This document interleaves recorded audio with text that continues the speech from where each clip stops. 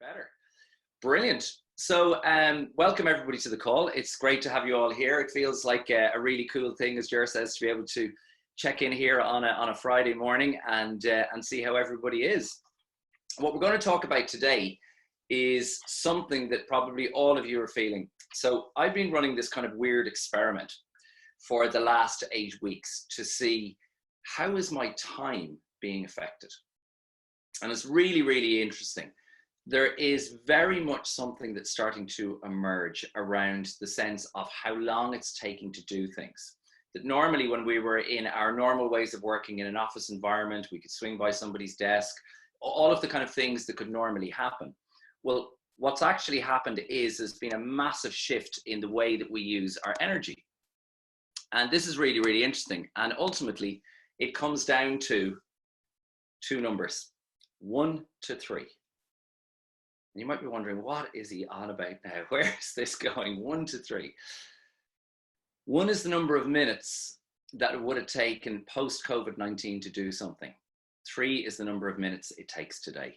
Now, if we multiply that out, something that took 15 minutes for me to work through, say, with a group in a training session or in a facilitated session or in a team coaching environment will now take 45 minutes.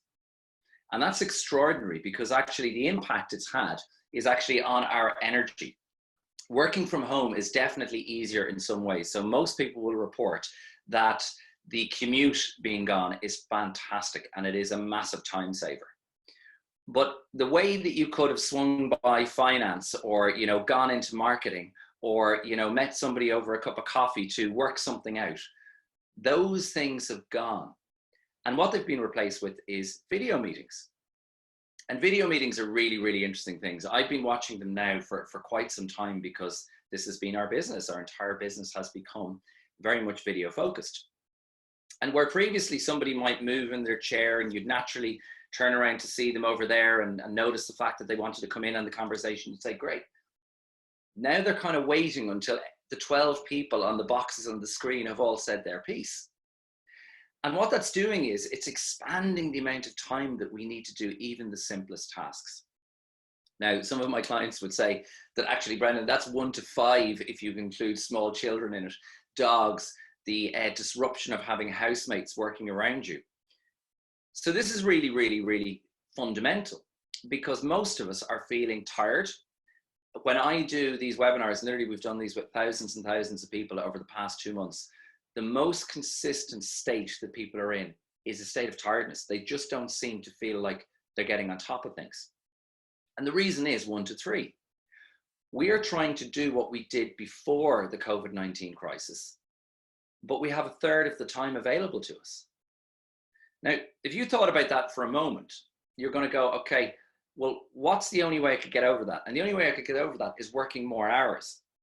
And all the research is showing at the moment that people working from home are putting a huge number of extra hours into their day.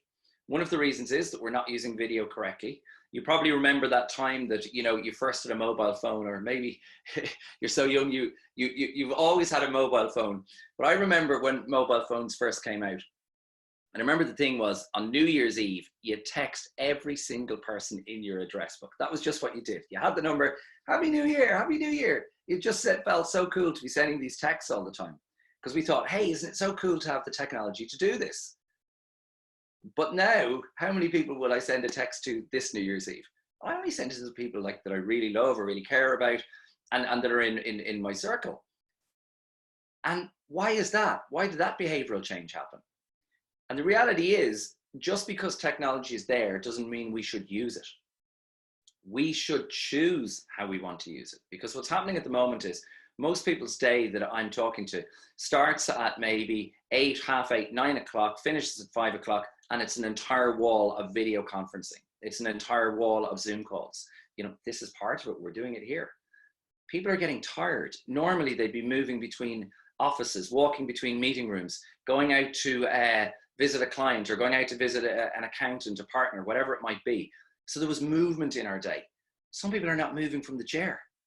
So 2 strategies that are going to be fundamental for you to make the most of working from home, because it's quite likely that some of you may never go back to an office, Some of you may only go back to an office in September or October. The first strategy I'd like to share with you is the simplest one of all. Do less. You're kind of thinking, is that really a strategy? Steve Jobs, when Apple was about to go bust, they had 2 months of cash left in the bank. That was all that was there. At that time, they had 36 different products that they were manufacturing, putting into a supply chain, marketing, selling, supporting. He realized we have less. We've much, much less. So we need to do something different. And what they decided to do was take a bet. And they decided, okay, let's take the limited resource we have, the one, and let's try and use that effectively. And what they did was they created the iPod. Do you remember that? 1,000 songs in your pocket. One of the best marketing lines ever written. 1,000 songs in your pocket. Isn't that amazing? And what they did was they went on this simplicity craze. They had one button on it. Do you remember that? The Creative Zen that was out at the same time, you know, that had about 6 or 7 buttons, and it was an MP3 player, and it was this and that and the other thing. These guys just went straight to it. 1,000 songs in your pocket. People got it, they loved it, and it launched their business. And Apple is now one of the most successful companies in the world. So we've got to do less things, but we got to do them better. And this is the advice I'm giving to all my clients at the moment. Most people are still working off the KPIs that they were given over the last, year. Rip them up, guys. They're gone. Okay. There is not a financial plan, a HR plan, a training plan, a business plan out there that is worth the paper it was written on before COVID-19. The world has changed. One of the things that we're going to have to get much better at is not multitasking, it's single tasking. It's focusing the limited time and energy we have on getting really powerful things done. And that's because of this 1-to-3 ratio. Now, maybe that'll get better over time. We learn how to work from home more effectively. We learn how to manage remote teams more effectively. And that might go to 1-to-2. But it's not going to go back to what it was. And owning that's really important. So that's on a corporate scale, on a group-wide scale, on an organizational behavior scale that we can look at that. And remember what's happening, that as we're going down through this curve, part of the acceptance part at the bottom of it is to make sure that actually we see the world as it really is. Not better than it is, not worse than it is, but actually as it really is. And part of that is recognizing that we cannot do the same amount of things we did previously. I think that's a great thing. Because what we're going to do is we're going to focus on the truly important stuff. So what is the truly important stuff that you need to get around? So what I'd like you to do is give you a moment to reflect now. And I'd like you to get a pen and paper, because it's really good for that recall and that mind-body connection, to actually write down maybe 3 things that you think are fundamental for the next month, okay? And they're the 3 things that you are going to focus on more than anything else. So I'm going to give you a moment there just to think about that. Write down 3 things, no more, 3 things that you're going to focus on. What are going to be the 3 most important things for you to focus on over the next month? Write those things down. The 3 most important things.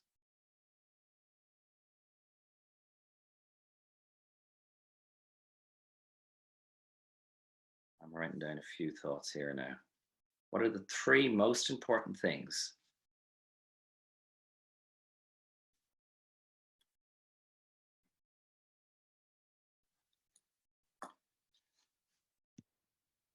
Okay.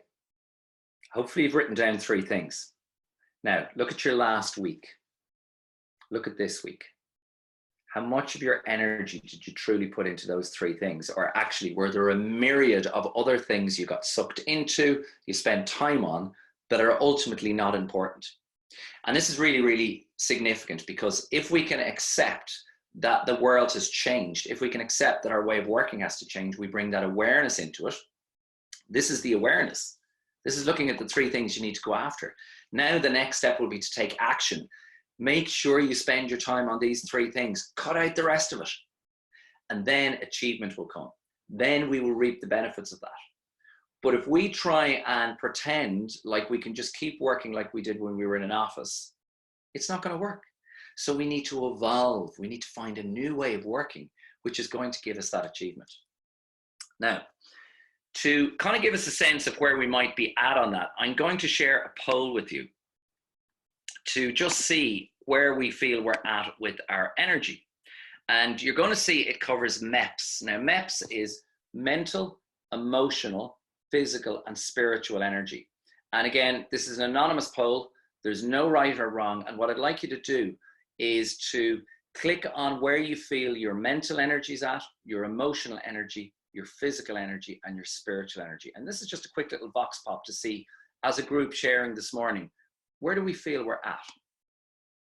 Where do we feel we're at? So hopefully you should see a poll on your screen. You might just stick up a hand if you can see that, if that's available to you. Yeah, brilliant. Thanks, folks. Thanks for letting me know. So how's your mental energy?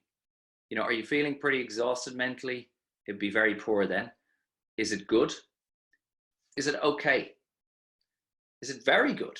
Do you feel really, really mentally energized? How's your emotional energy at the moment? Do you feel, you know, a bit sad, a bit drained, a bit low? Is it, you know, just kind of getting there? Do you feel okay? Maybe you feel really good. Maybe you feel very, very good. What's your physical energy like at the moment? You know, a lot of us are sitting in chairs. You know, we're getting pretty immobile, even though we're working from home. You know, are we being challenged by that? Is it very poor? Is it poor? Is it okay? Is it good? Is it very good? How's your spiritual energy? You know, do you feel like you're kind of questioning what you're doing in the world? Do you question that this is the reality you want to be in? Is it okay? Is it actually, well, I'm pretty okay. I'm pretty certain. I'm pretty sorted here. Is it fantastic? Do you think this is the best time ever? This is my time. This is what I'm meant to be here, doing what I'm meant to do. What is it you're feeling at the moment? Okay. There are no right or wrong answers to this. This is simply a check-in so that we can bring ourselves to that point of awareness. When we have that awareness of how we're feeling, we can then decide to do something about it. And for me, this is so important. One of the things that I teach to everybody I work with is the concept of 100% responsibility. We have to own where we are in the world. If I'm not in a good place, I cannot blame somebody else. I can't blame work. I can't blame my family. I can't blame anything else. Because the minute I blame something, I give away my power. I hand it over. So actually, by taking responsibility for wherever I feel I really am, I can take control. I can do something about this because I have choice. Choice is the most wonderful thing in the world because you can choose to change how you are in the world. You can choose to change your circumstance. You can change how you feel. That's amazing. And this is where we need to have now the tools and techniques to say, okay, I want to change, Brendan, what do I do? And here's some of the things that we can do.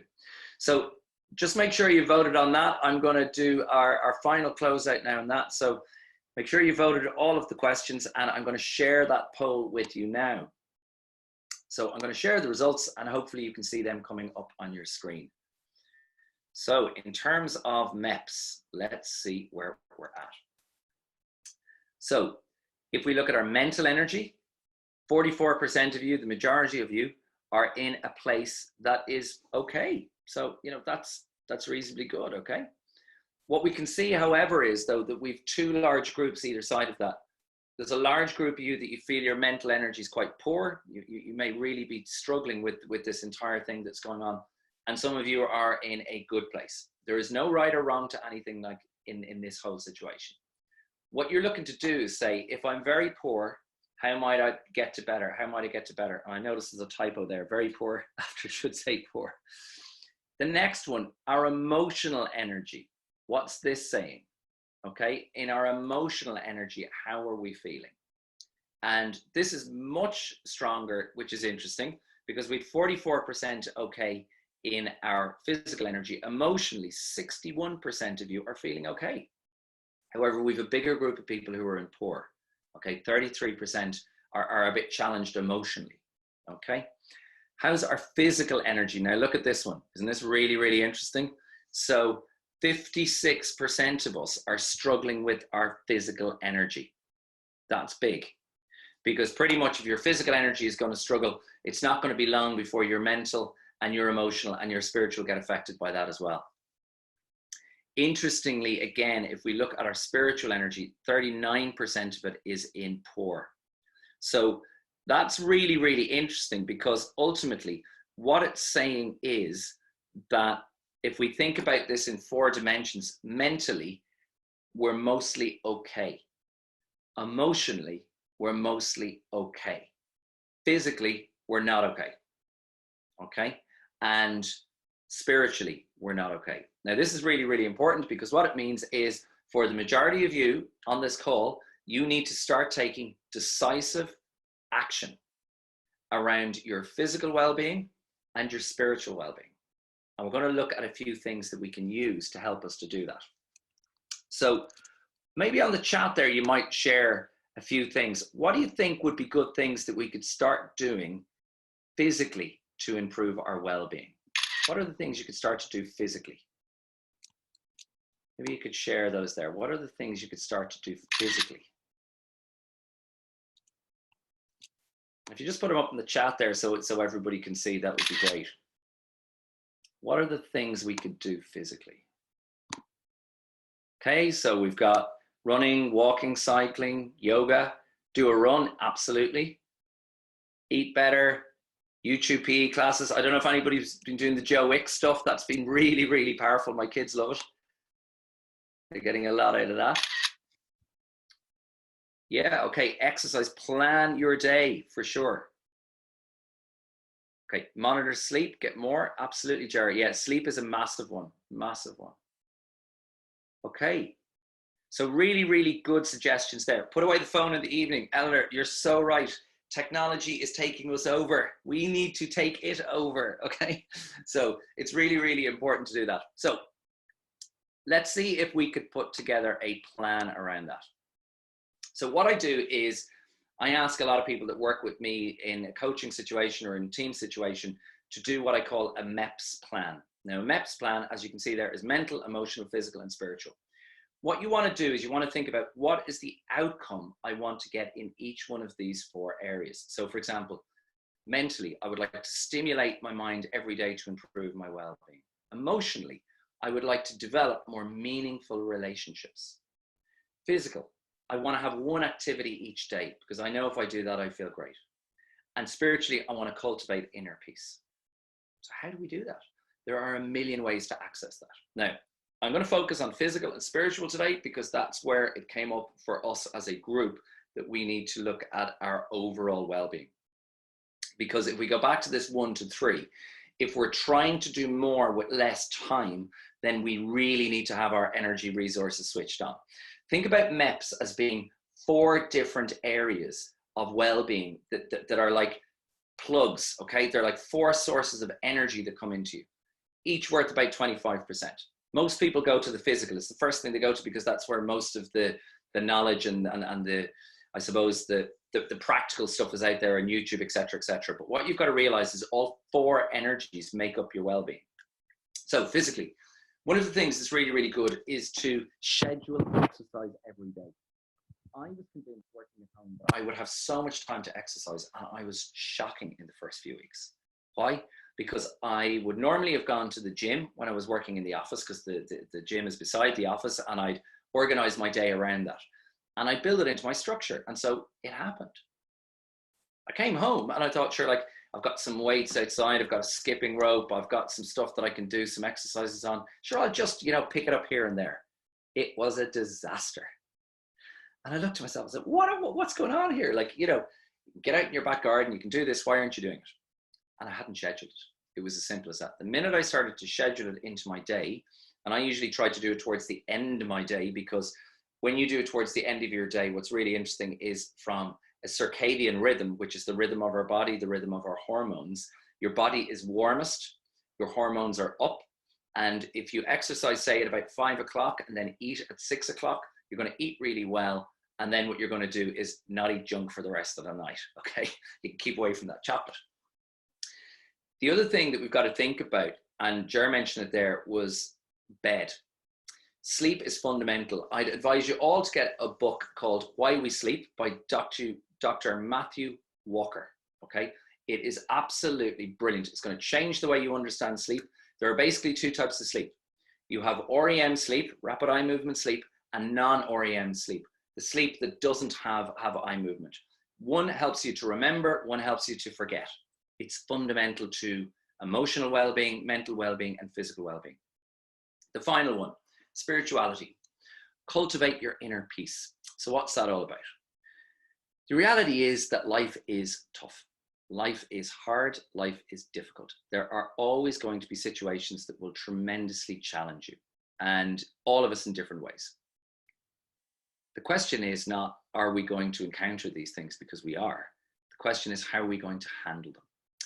I can honestly say that I've spent, half my life at least studying, looking at human performance, looking at how to get the most out of people and teams. And I can tell you that if there is a panacea, if there is a silver bullet, it's meditation. I have seen no other thing have a greater effect in my life or in the lives of the people that I know around me than meditation. It is incredibly powerful. It's also been around forever. So it has survived through history. And anything that survives that long through history survives because it's useful. So if we go back and look at it, meditation practices, some of them have been ongoing for 5,000 years, especially in the East. So what can we learn from that? 20 minutes scheduled meditation every day. And I don't mind if you do guided meditation, whether you use an app like a mindfulness app or Headspace or one of those things. It doesn't matter what you do, as long as you create some space in your day for your brain to reboot, because that's what you do. You're rebooting your whole system when you meditate. Another thing you can do is mindfulness. Mindfulness is beautiful. Connecting with nature is just one of the most beautiful things you can do. To walk around and look at a piece of grass and really look at it like you've never looked at a piece of grass before. Notice the textures, notice the color. You become in the moment. Nothing else exists. You're there with this blade of grass. And that might sound very Zen-like, but actually it's available to everybody. It happens when we're doing something we love. You know the way you lose your sense of time? That's because you're being mindful. You're in the moment. So we're going to do a short meditation to finish us off. And I'll circulate this slide as well. I'll put this up on our website and on the recruiter's website so that you can download this as a PDF, a blank PDF that you can fill in yourself. Because I'd really, really love you to take this plan and to try and put that into place. So if we can afford ourselves 5 minutes just to close our eyes, put our feet on the floor, we'll at least have started to get some of our meditation in today. So bring your awareness to your breath. Notice your breathing as it comes and goes. Notice how it feels as the air comes in through your nose or your mouth and out again. Notice that the air is cooler as you breathe in, warmer as you breathe out. Each breath allows you to create calm, allows you to access that inner peace.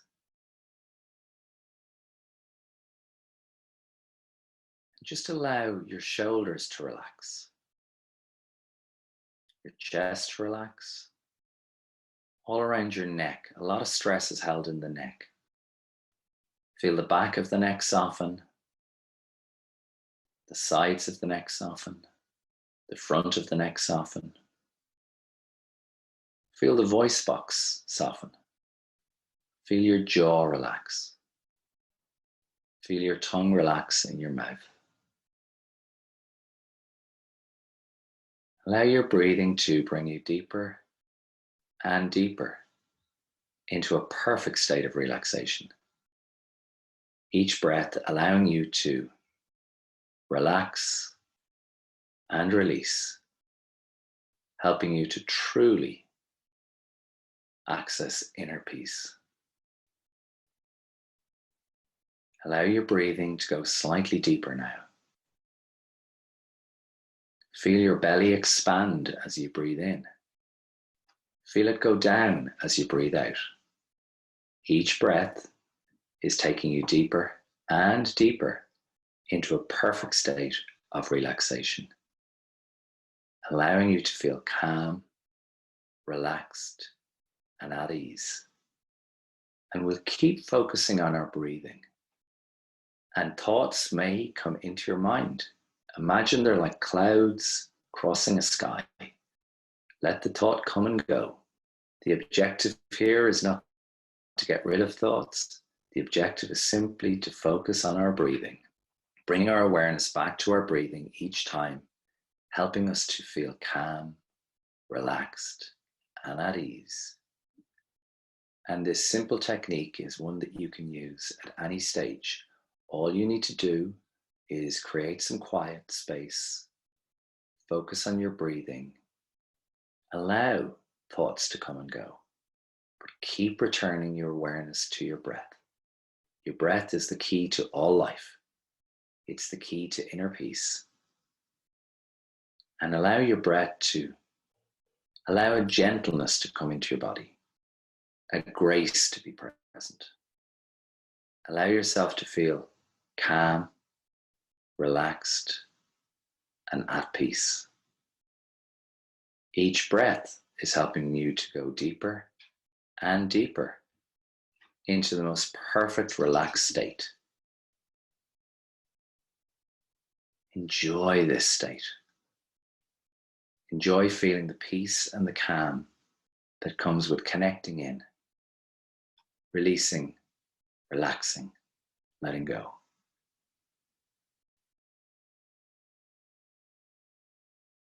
And now I'm going to bring you back to a full waking state, so keeping your eyes closed. 3, stretch your hands and your feet, just bringing some awareness back into your body. 2, still keeping your eyes closed, take a nice deep breath in as you reach your arms outwards. And let go again. And 1, opening your eyes, coming back, feeling refreshed, feeling calm, and ready to have a great day. And the key thing for you today, folks, is to try and practice that inner peace. You're going to be faced with challenges, you're going to be faced with good things, bad things, and everything in between. And the key thing for us today is just to roll with it, to allow that inner peace just to sit behind everything, okay? Just to go with that. Now, what I can tell you is the more that you practice this belly breathing, the more that you practice this sort of approach, the more and more powerful it becomes. So I would really encourage you to build this into your day. As I said, we'll put the PDF up on our website, on the seechangenow.ie website, and on the Recruiter's website. And you'll be able to download that and fill that in. And I'd really ask you to try and invest in your MEPS, your mental, emotional, physical, and spiritual well-being.